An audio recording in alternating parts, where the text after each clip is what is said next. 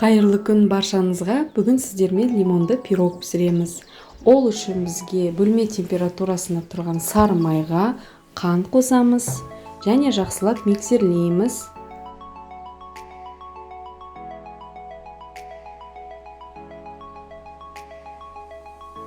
Миксерлеп болғаннан кейін үстіне жұмыртқамызды бір-бірден қосып араластырамыз. Араластырғаннан кейін жылы сүтімізді құямыз. Барлығын жақсы араластырып алғаннан кейін қопсытқыш пен ұнымызды бірге қосып араластырамыз. Оның артынан кейін лимон цедрасын қосамыз. Бір келкі қамыр болып шығады. Осыны жаңа формаға құямыз.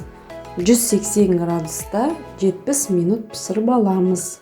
Өздеріңіздің пештеріңізге ыңғайлайсыздар. Жұп-жұмсақ әдемі пирогымыз дайын болады.